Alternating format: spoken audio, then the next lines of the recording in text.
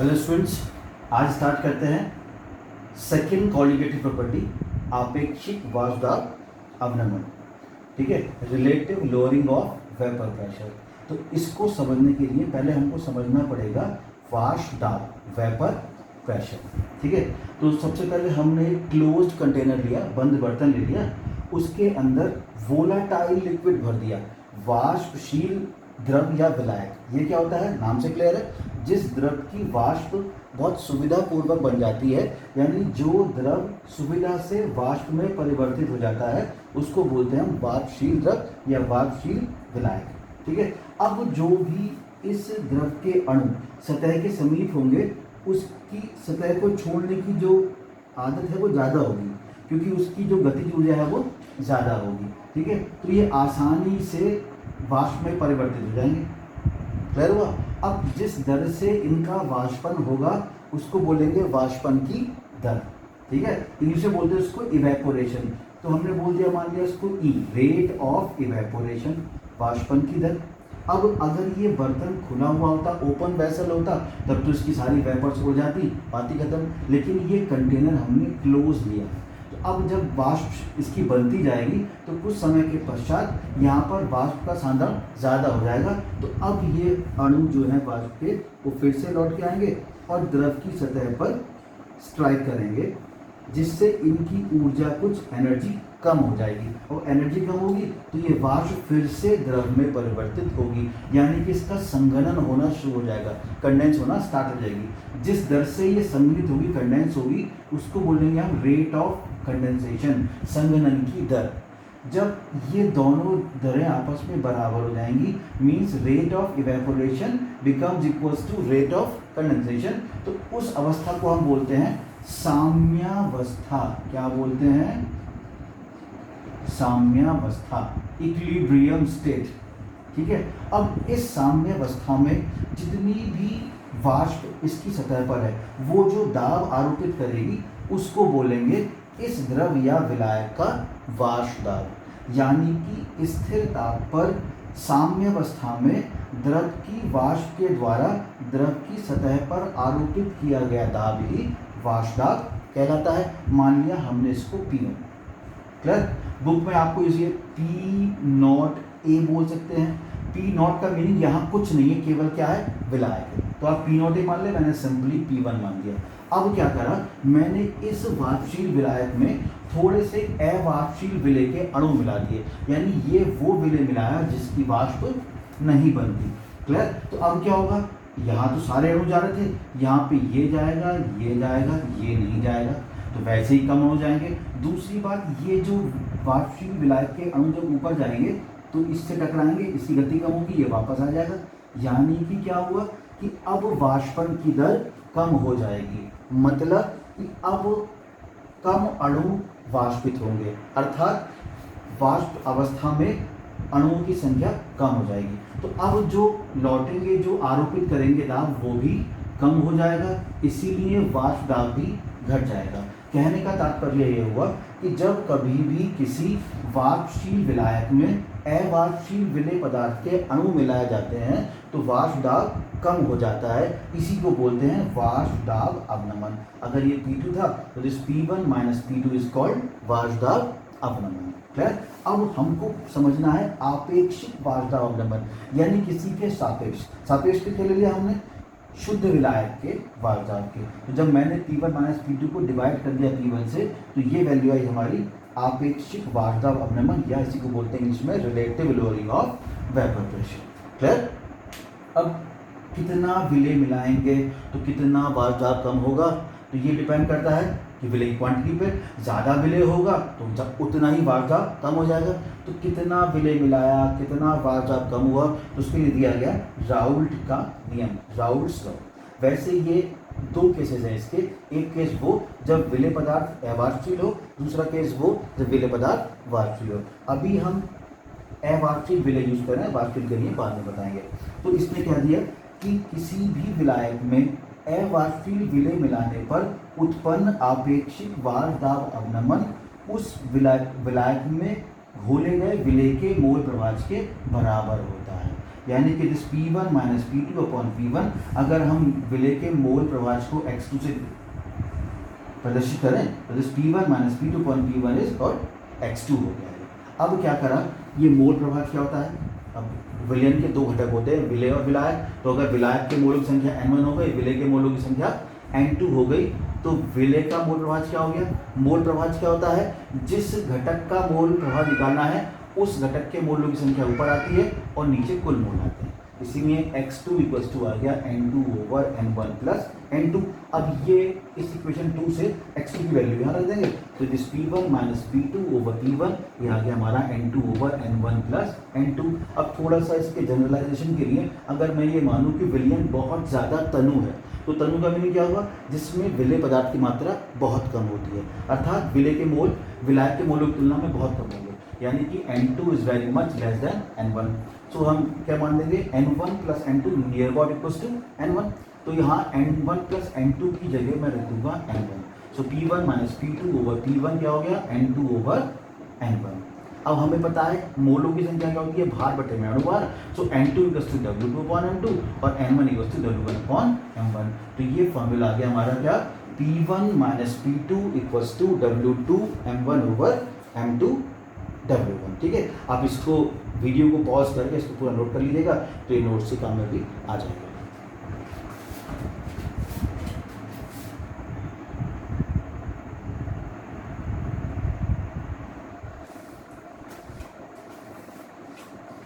अब शुरू करते हैं नेक्स्ट प्रॉपर्टी, कोऑर्डिनेटिव क्वथनांक में उन्नयन, एलिवेशन इन बॉइलिंग पॉइंट। ठीक है, तो पहले इसके लिए समझते हैं हम बॉइलिंग पॉइंट, क्वथनांक किसे कहते हैं।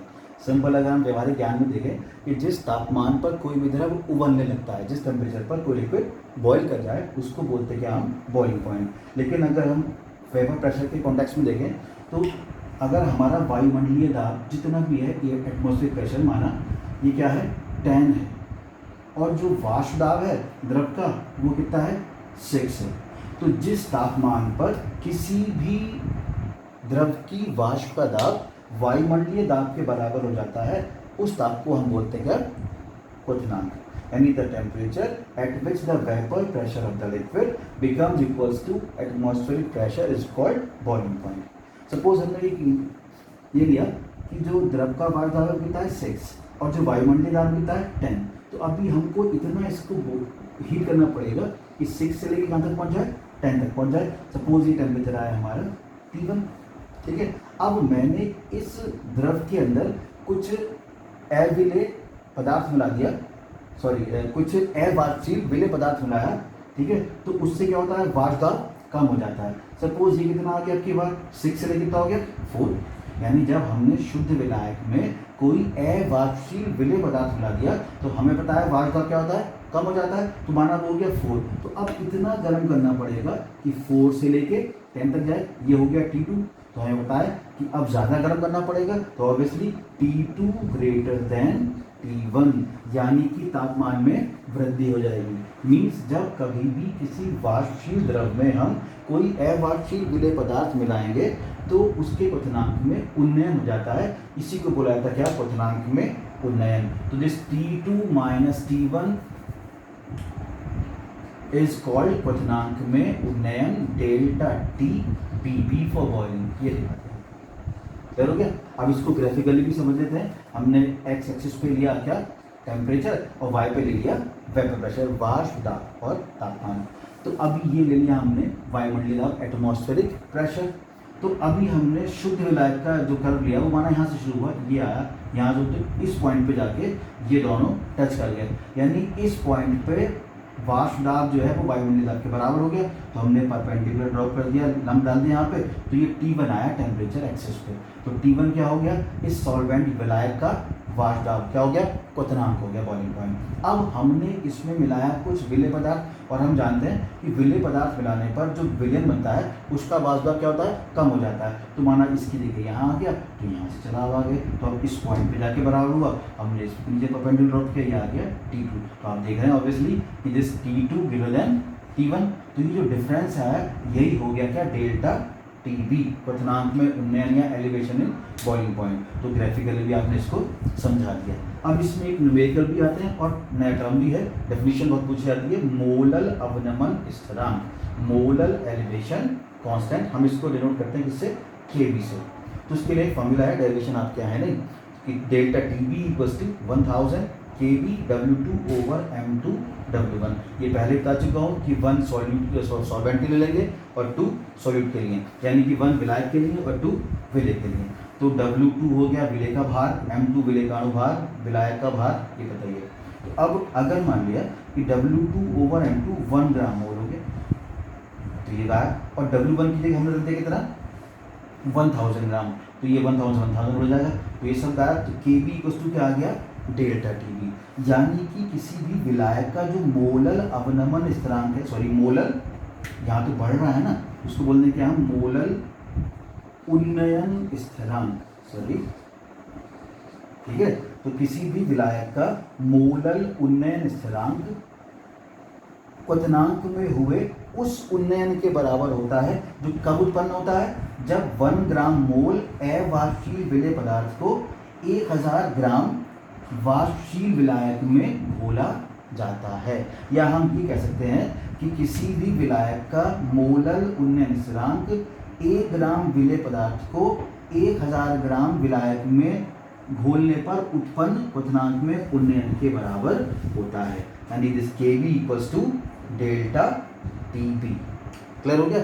अब मैं अगर इसी की जगह ले लूँ 1000 की जगह 100 ग्राम विलायक का भार, अगर मैं ले लूँ कितना 100 ग्राम, तो बस मोलर उन्नयन स्थिरांक की जगह हमारा नया वर्ड आता है मोलर उन्नयन स्थिरांक। क्या आता है, मोलर उन्नयन स्थिरांक। तो इसके न्यूमेरिकल्स आएंगे, ठीक है ना, वो भी देखेंगे। आप इसको बॉइलिंग पॉइंट के एलिवेशन को आप प्रैक्टिकली ऐसे समझ सकते हैं, अगर समझा जाए, जैसे हम घर में पानी उबालते हैं चाय बनाने के लिए, जब पानी में एक बार जैसी उबाल आ गया, हमने उसके अंदर चीनी डाली, चीनी डालते के साथ ही क्या होता है, पानी में जो उबाल आता है, जो उसके बोल्स होते हैं वो बंद हो जाते हैं। क्यों कि जब पानी उबलने लगा 100 डिग्री सेंटीग्रेड में बॉईल करता है वो, चीनी डालने पर हमने उसमें विलेय मिला दिया, विलेय मिलाने पर क्या होगा, उसका बॉइलिंग पॉइंट बढ़ जाएगा, यानी 100 से ज़्यादा पॉसिबल नहीं है वो, लेकिन अभी टेम्परेचर कितना था 100, तो क्या होगा, एकदम से बॉइलिंग होना बंद हो जाएगा। क्योंकि शुद्ध पानी तो 100 पे बॉईल होता है, लेकिन अब चीनी जब हमने डाल दी तो शुद्ध थोड़ी रह गया, वो 100 से ऊपर बॉईल करेगी, लेकिन अभी हमारा टेम्परेचर क्या था 100, इसलिए उस सोल्यूशन ने बॉईल होना बंद कर दिया। क्लियर। अब समझते क्या हम, ये पूरा हमारा हो गया क्वथनांक में उन्नयन। न्यूमेरिकल नेक्स्ट वीडियो में आएंगे। इसके बाद अभी लास्ट क्वालिटेटिव प्रॉपर्टी बचती है हमारी हिमांक में अवनमन। ठीक है, तो जैसे ये क्वथनांक में उन्नयन था वैसे ही हिमांक में अवनमन है, बस थोड़ी सी डेफिनेशन इसकी चेंज होती है। जैसे क्वथनांक तो टेम्परेचर अलग हुआ, जिसपे क्या होता है, द्रव की वाष्प दाब वायुमंडलीय दाब के बराबर हो जाता है। अब ये हिमांक क्या होता है, कोई भी विलायक है उसकी ठोस अवस्था भी हो सकती है, वो सॉलिड भी होता है और लिक्विड भी हो सकता है, द्रव। ठीक है, तो जिस टेम्परेचर पर किसी भी सॉल्वेंट की सॉलिड और लिक्विड स्टेट का जो वेपर प्रेशर है वो सेम हो जाता है, यानी वह ताप, जिस ताप पर क्या होगा, किसी भी द्रव की ठोस और द्रव अवस्था का वाष्प दाब बराबर हो जाए, उसे क्या बोला जाता है, उस द्रव का हिमांक, फ्रीजिंग पॉइंट। यार इसको समझने के लिए हम ऐसे बच्चे देखिए कि ग्राफिकली ज़्यादा समझ में आएगा। ये हमने वेपर ले ली, इधर वेपर प्रेशर ले लिया, इधर टेम्परेचर ले लिया, ऐसे वहाँ लिया था। तो अभी हमने जो सॉलिड फॉर्म थी, सॉलिड स्टेट थी, उसका ग्राफ किया है। ठीक है, जब कोई विलायक हमने ठोस अवस्था में लिया उसका ग्राफ किया है। अब क्या करा हमने, इसकी द्रव अवस्था ली, तो ये द्रव अवस्था ग्राफ नीचे को आया, क्योंकि वहाँ तो गर्म कर रहे थे तो टेम्परेचर बढ़ रहा था, यहाँ ठंडा करेगा तो कर्व क्या आएगा, पीछे को आएगा। तो इस पॉइंट पे आते आते ये दोनों देखो क्या हुआ, दोनों सेम हो गए, सॉलिड और लिक्विड मिल गए, तो हमने नीचे ड्रॉप करा, ये हो गया शुद्ध विलायक का हिमांक। क्लियर। अब क्या करा मैंने, इस विलायक में विलेय पदार्थ मिलाया, विलेय पदार्थ में से क्या होगा, बन जाएगा विलयन, और विलयन का वाष्प दाब कम होता है, तो वो यहाँ की जगह थोड़ा नीचे बराबर हुआ, देखो यहाँ बराबर हो गया, ये हो गया T2। ऑब्वियसली देखिए क्या होगा, T2 लेस देन किससे हो गया, T1। समझ में आ रहा है, T1 ये था, T2 इधर। तो इसका मीनिंग ये हुआ कि जब कभी भी शुद्ध विलायक में हम कोई विलेय पदार्थ बनाएंगे अवाष्पशील, तो उसका हिमांक कम हो जाएगा, इसी को बोलते क्या हम, हिमांक में अवनमन, यानी कि T1 minus T2 is called delta TF। अब की बार F रिप्रेजेंट करेगा फ्रीजिंग को, ठीक है, जमने। तो this delta T F equal to क्या हो गया, T1 माइनस T2। क्लियर हुआ? इसको बोलते हैं हिमांक में अवनमन। जैसे अब मोलल उन्नयन स्थिरांक था, वैसे ही यहाँ पे आएगा मोलल अवनमन स्थिरांक। इसको इंग्लिश में बोलते हैं मोलल डिप्रेशन कांस्टेंट। ठीक है, वो डेल्टा टी बी था, यहाँ हम सिंपली कर देंगे डेल्टा टी एफ, वो के बी था, ये हो जाएगा के एफ। बस अब सिंपल सी बात है, डेफिनेशन हो जाएगी कि W2/M2 1 ग्राम मोल, W1 1000 ग्राम, ये कट हो गया, तो this K F equals to delta T F. यानी कि किसी भी विलायक का मोलल अवनमन स्थिरांक हिमांक में हुए उस अवनमन के बराबर होता है जो 1 ग्राम मोल अवाष्पशील विलेय पदार्थ को 1000 ग्राम वाष्पशील विलायक में घोलने पर उत्पन्न होता है या उत्पन्न होता हुआ प्रतीत होता है। क्लियर हो गया?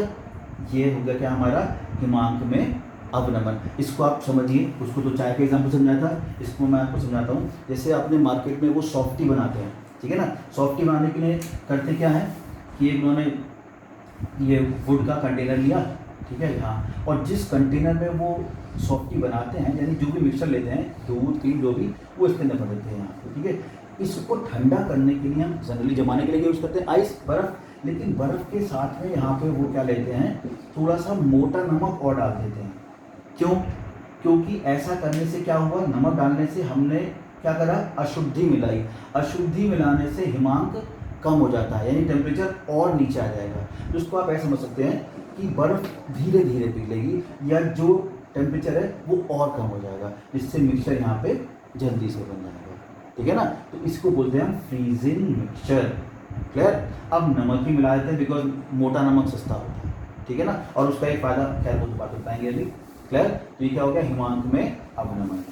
क्लियर? एक चीज़ और, जैसे न्यूमेरिकल फॉर्मूले में आ गया था, तो एक फॉर्मूला और आता है, जैसे अभी क्या था, डेल्टा टी बी का फॉर्मूला था और डेल्टा टी एफ का फॉर्मूला था। ये फॉर्मूला हुआ delta T B equals to K B into M और delta T F equals to K F into M. जहाँ पर जो एम है ये होती है मोललता, ये आपको पहले ही बताई जा चुकी है। क्लियर? तो अब आप लोग क्या करेंगे, जो आपको पीडीएफ फॉर्म में नोट्स दिए गए हैं उनको अच्छे से पढ़ेंगे। सबसे पहले काम फेयर कॉपी में करेंगे, याद करके लिख के देखेंगे। क्लियर? फॉर्मूला याद करेंगे। इसके नेक्स्ट वीडियो में मैं आपको इन कॉलिगेटिव प्रॉपर्टीज़ पे न्यूमेरिकल्स कराऊंगा। ठीक, थैंक यू।